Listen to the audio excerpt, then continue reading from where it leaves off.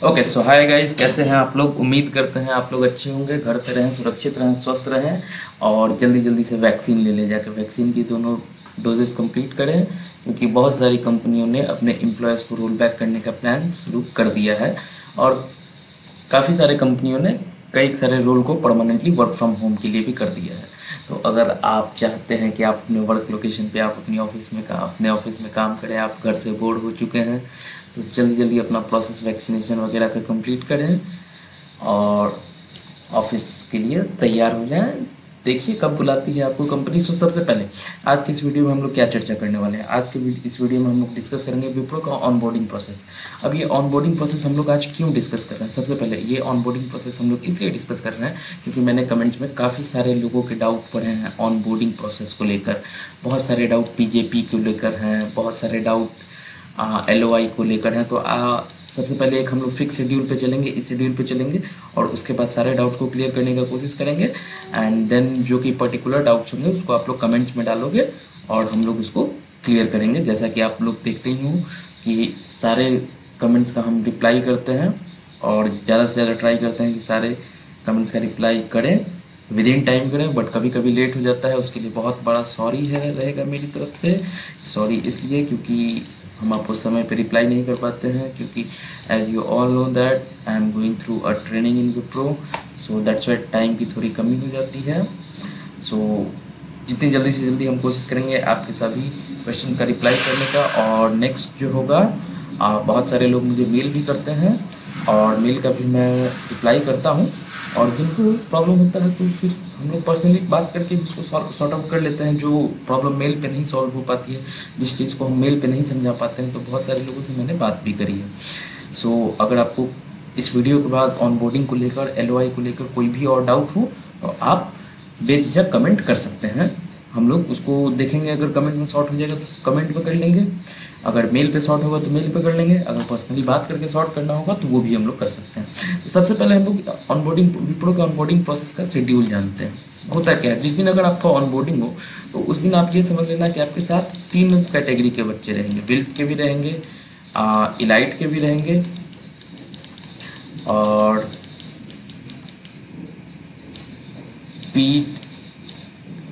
PWD होता है और RSD के भी रहेंगे। वेल्थ तो आपको पता ही होगा क्या होता है। इलाइट प्रोजेक्ट इंजीनियर्स बीटेक वालों के लिए, PWD आपका पर्सन विथ डिसेबिलिटी, इसको हम लोग special person with special ability भी कह सकते हैं। And RSD remote service desk. तो इन सारे स्ट्रीम्स के आपको विद्यार्थी कैंडिडेट्स रहने वाले हैं। तो सबसे पहले आपका इंडक्शन में क्या होता है, सबसे पहले आपका इंडक्शन होता है। इंडक्शन में आपको बेसिक बताया जाता है कि आज का पूरा शेड्यूल कैसे होने वाला है, क्या होने वाला है। और बहुत लोगों को पता होगा कि अगर जिन्होंने ऑनबोर्डिंग प्रोसेस, जो भी ऑनबोर्डिंग प्रोसेस के थ्रू गए हैं, तो LN होते हैं, अरुण होते हैं, जॉन होते हैं, ये तीनों आपका इंडक्शन लेते हैं।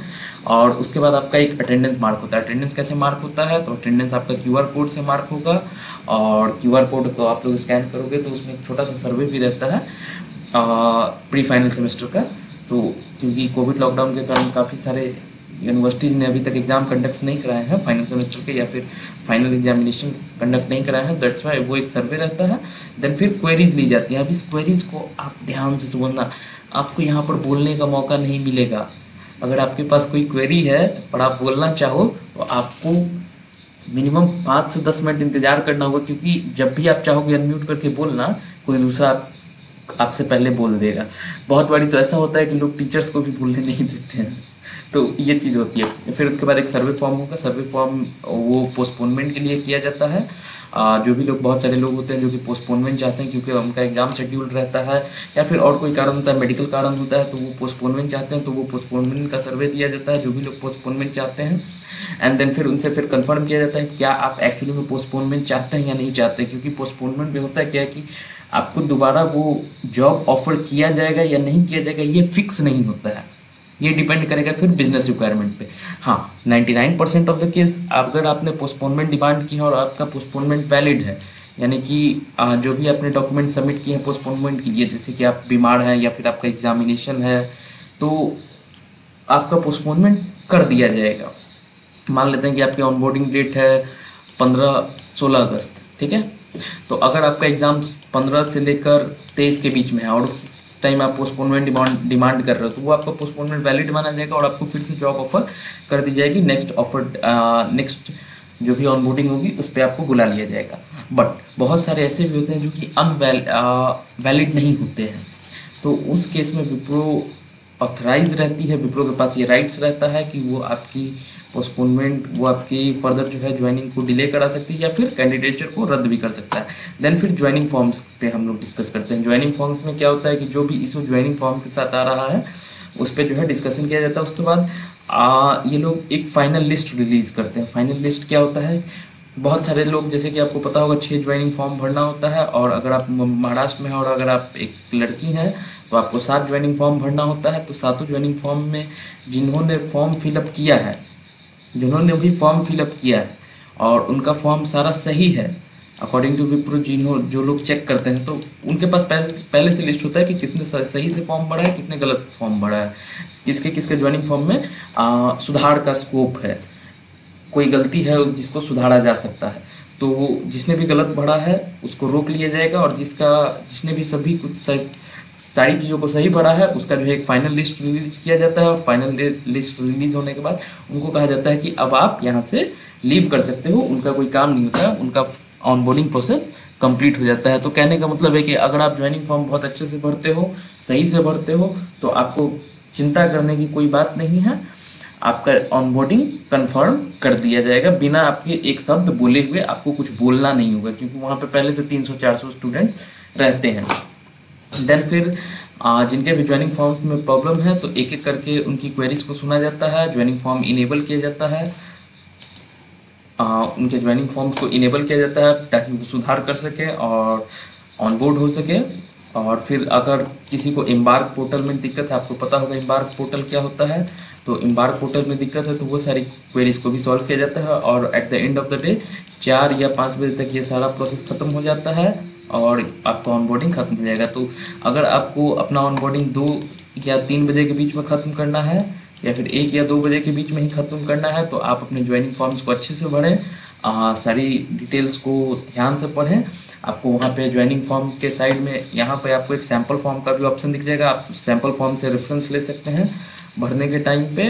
तो आप अगर अच्छे से भरेंगे तो आपका जल्दी ऑनबोर्डिंग का प्रोसेस ख़त्म हो जाएगा। तो अब आते हैं हम लोग पीजेपी के। ये कमेंट आया है संगीता रामू की तरफ से, congrats, could you please explain the process of PJP if they send me the link to the mail ID to sign up PPL up, or we will search the link in the browser। so सबसे पहले तो आपको बता दें, एक स्मृति की तरफ से है, could you please tell me after how many days of PJP orientation will we get the mail of PBL app mail, and will we get joining letter after completion और PBL असेसमेंट लेटर और सुनो। तो सबसे पहले तो एक PBL assessment के बारे में बता दें। PBL असेसमेंट जो है ये मैंडेटरी नहीं होता, ये आपके स्किल सेट को टेस्ट करने के लिए होता है। मगर ये अगर आप लोग ये सोच रहे हैं कि अगर आप लोग PBL असेसमेंट में PJP असेसमेंट में फेल हो जाते हैं तो आपको कंपनी से निकाल दिया जाएगा, नहीं, ये गलत है, ऐसा नहीं होता है। आप अगर PRP असेसमेंट में फेल करते हैं और वो भी 5 अटेम्प्ट से ज़्यादा बार फेल करते हैं, 5वें अटेम्प्ट तक आपका क्लियर नहीं होता है, तब आपको कंपनी से एलिमिनेट कर दिया जाएगा। लेकिन अगर आप ये सोच रहे हैं कि आपको PJP असेसमेंट में अगर आपका PJP असेसमेंट होने वाला है और आप उस PJP असेसमेंट में फेल कर जाते हो तो आपको कंपनी से निकाल दिया जाएगा, तो नहीं, ऐसा नहीं है, गलत है ये। हाँ, होगा क्या कि अगर आप PJP असेसमेंट को पास कर जाते हो तो आपकी ट्रेनिंग मोस्ट प्रॉबेबली 2 वीक्स की होगी और आप अपनी ट्रेनिंग को जल्दी खत्म करके प्रोजेक्ट में जा सकते हो। अगर आप फेल कर जाते हो तो आपकी ट्रेनिंग 4 वीक्स की होगी। आई वुड सजेस्ट यू कि आप 4 वीक्स ट्रेनिंग के लिए जाओ, क्योंकि सबसे पहले तो आप एग्ज़ाम को अपनी पूरी ईमानदारी से दो। हो सकता है आप 2 वीक्स में आओ, हो सकता है 4 वीक्स में आओ, बट 4 वीक्स में आप धीरे धीरे सीखोगे, आप अच्छे से सीखोगे क्या काम करना है, कैसे काम होता है, बेसिक्स क्या है, इंटरमीडिएट क्या है, कोर पार्ट क्या है, तो ये सारी चीज़ों को आप अच्छे से सीख पाओगे। तो आप लोग इस चीज़ को दिमाग से अपने निकाल दो कि PJP असेसमेंट में फेल कर गए तो आपको कंपनी से एलिमिनेट कर दिया जाए, नहीं, ये चीज़ गलत है। फिर दूसरे क्वेरी पे आते हैं। एक क्वेरी हमेशा आ रहा है LOI के बारे में। सो दोस्तों, LOI अगर आपका आ गया है तो आप अपनी पोजीशन विप्रो में, आपकी पोजीशन फिक्स्ड है। अगर आपने LOI एक्सेप्ट कर लिया है, LOI एक्सेप्ट करोगे, आप अपना 3 प्रीफर्ड लोकेशन डालोगे, आपका जो है पोजीशन विप्रो में फिक्स है। अब हो सकता है कि किसी बैच का, जिस बैच में आप हो, किसी वो लोग सेग्रीगेट कर देते हैं स्टूडेंट्स को। मान लेते हैं ये PJP का एक बैच बना, ये दूसरा बैच बना, ये तीसरा बना, ये चौथा बना। इसका क्लास कहीं मान लेते हैं 9 तारीख से शुरू होने वाला है, तो इसका हो सकता है 16 से शुरू होने वाला हो, इसका 17 से होने वाला हो, इसका अगले महीने के 3 से होने वाला हो। तो हर किसी को अलग अलग डेट पे मिल जाएगा। तो हैव पेशेंस, आपको LOI आ गया है तो आपकी ऑनबोर्डिंग जरूर होगी, आपका ऑफर लेटर जरूर आएगा। और अगर आपको प्रॉब्लम है तो आप manager.campus पे जा सकते हो। तो चलिए, एक अपडेट भी आया है ऑनबोर्डिंग के बारे में। ये हाल फिलहाल का ही अपडेट आया है। अपडेट क्या है, चलिए हम आपको दिखाते हैं। तो सबसे पहले इसको मिटा देते हैं। अपडेट को हम लोग पढ़ते हैं। ये मैंने PDF में स्टोर कर लिया था, बिकॉज इमेज वगैरह मेल फॉरवर्ड करने के बाद ख़त्म हो जाता है, दैट्स वाई मैंने पहले से ही PDF में स्टोर कर लिया था। सो मेल है, onboarding readiness survey. Dear candidate, greeting from Wipro. We hope you are safe amidst the prevailing COVID-19 pandemic in the country. We are delighted on your acceptance of the letter of enrollment to be the part of Wipro's hiring process. You are soon to be a part of an organization with connected ideas, insights and काफ़ी छोटा लिखा हुआ है, reaffirmed values. A world where innovation is not simply a notion but an interest, an inherent part of our culture. Your onboarding process will be initiated shortly. In order to plan your training process, we would want to take an assessment tomorrow through our virtual platform. Please note that the assessment does not have any elimination process. The assessment is mainly to understand your communication abilities. Based on the scores obtained in the assessment, your training and deployment will be planned accordingly. Kindly help us with your confirmation of the assessment on Thursday, responding on the survey below. Help us to planning your onboarding with us at the earliest. Upon the confirmation, you would get the assessment logins by today at the end of the day.